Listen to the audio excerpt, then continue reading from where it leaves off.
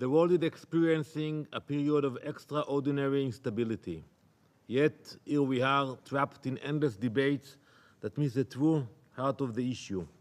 We gather here time and time again, like surgeons debating how to stitch a wound while the patient bleeds out before us. The longer this body remains blind to the reality, the greater the cost of the world will pay. Israel is not just fighting for itself, we are the front line in a battle that threatens the entire region and the world. We are standing firm, facing down the forces of the most oppressive regime in the world, the Islamic Republic of Iran. Council members, there is only one regime that openly, proudly, and consistently calls for the destruction of entire nations, the Islamic regime of Iran. You know, I look at you all. You are accustomed to debating conflicts across the world. And in every conflict, you identify its cause, whether it's a dispute over territory, or dispute over resources, or history between nations. Have you asked yourself, what is the conflict that the Iranian regime has with Israel? Why? There is no territorial dispute, as we separated by over 1,000 miles from Iran and Israel. No shared resources, and no violent history between us. The only reason is their fanatical ideology, festering hatred against the existence of our religion and state. Iran's grand ambition is the creation of a Shiite supremacist empire that stretches across the entire Middle East and beyond. They seek dominance, not diplomacy.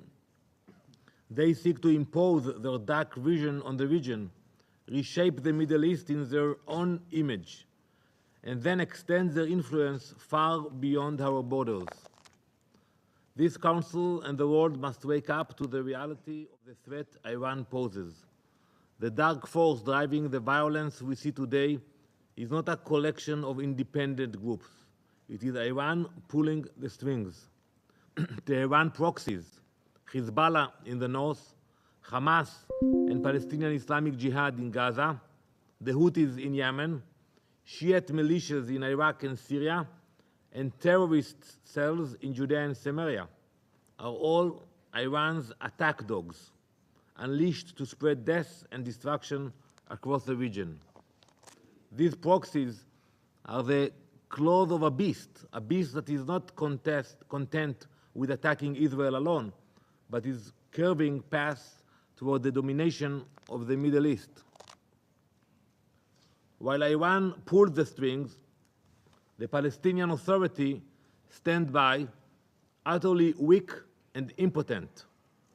When they are not turning a blind eye due to their weakness, they are actively collaborating with these very terror networks.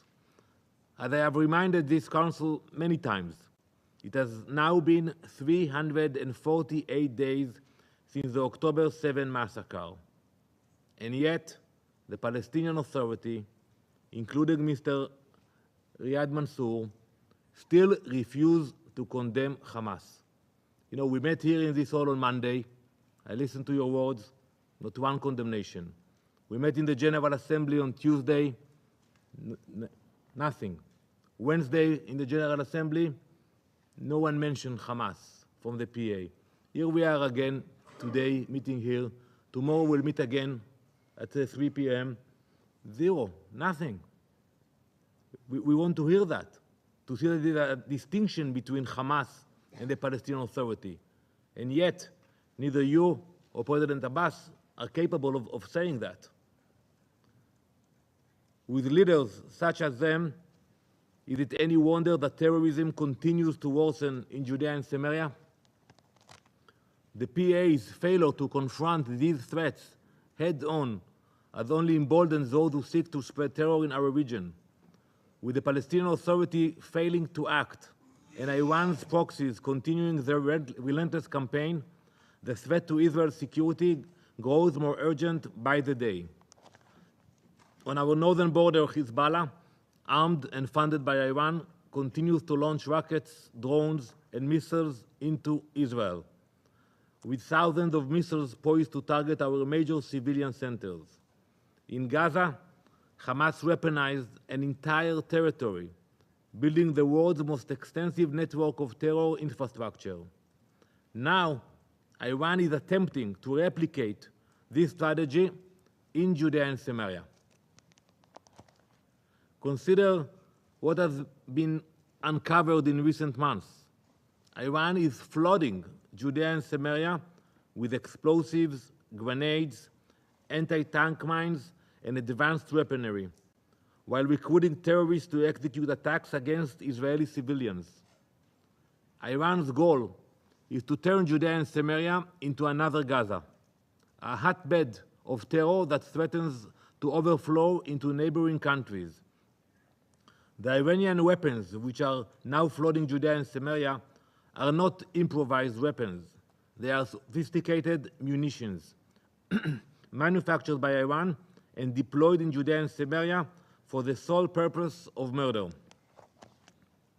Earlier this year, Israeli forces exposed one of Iran's key operatives. His name is Munir Makada, who had been actively recruiting terrorists in Judea and Samaria. Makada had been orchestrating the smuggling of advanced Iranian weaponry, including anti-tank missiles and explosives, to carry out massive attacks on Israeli civilians. Thanks to the coordinated effort of our security and defense forces, an enormous stockpile of these weapons was seized, preventing another potential wave of terror. Enough weapons were recovered to equip a small army, an army funded and armed by Iran. Iran has transformed our region into its railway of terror. They are taking advantage of their grip, as you all know, over Syria and Lebanon, to deliver its advanced weapons to terrorists in Judea and Samaria. Iran's murderous Orient Express is operating right under the world's nose. As a result, and we heard the reports, as a result of these murderous efforts, our security forces have been forced to engage intensely. And it's true, we are engaging. Otherwise, our civilians would become the victims of Iran's terrorist mercenaries. These preventative measures in Judea and Samaria are not just an option, they are a necessity. While we have stopped many Iranian attempts to smuggle weaponry, we cannot stop them all. Just weeks ago, Tel Aviv narrowly escaped a tragedy. A terrorist armed with a backpack full of explosives intended to enter a synagogue and murder the worshippers inside. But fate intervened, thanks God, and the suicide bomber exploded outside the synagogue before he carried out his plot. By nothing short of a miracle, countless innocent lives were spared. This was not an isolated moment, but a reminder of the dark web of terror Iran and its proxies continue to weave in Judea and Samaria. In the past 2 months alone, 2 car bombs were discovered and defused in Gush Etzion. A third one was planted along the path of a school bus filled with young children. These weren't distant threats or theories. They were immediate and deadly, stopped just moments before disaster. And then came the rocket fired from the heart of Jenin, which is a major city in northern Samaria, and exploding in a city nearby, Afula, among civilians. So rockets can fly not only from Gaza into Israel, but also from Judea and Samaria.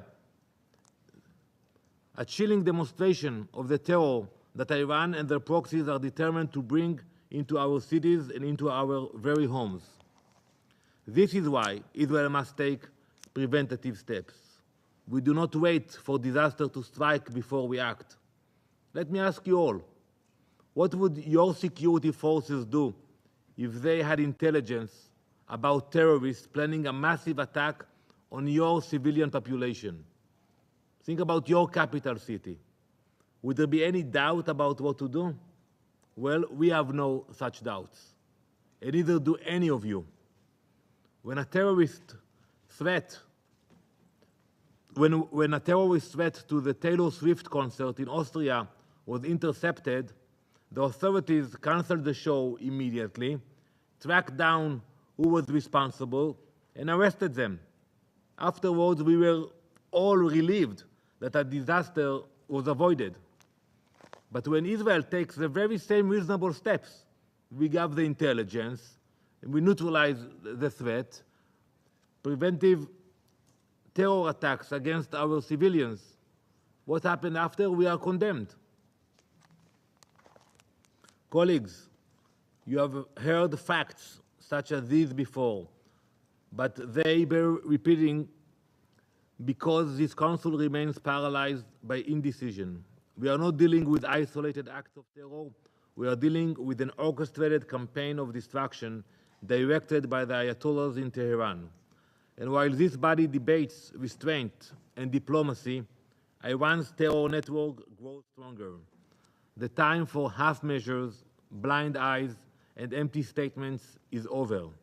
What is required now is not talk about the symptoms, but action against the disease itself, which is the Iranian regime. Hezbollah and the Iranian Revolutionary Guards must be designated as terrorist organizations worldwide. Sanctions against Iran must be intensified until the capacity to support terror is completely diminished. While we prevent their murderous aims before they take place, we expect this council to stop them at the root. Israel will defend itself with all the force necessary to protect our people. We will dismantle every terrorist network, uproot every Iranian proxy, and strike down those who seek to harm us.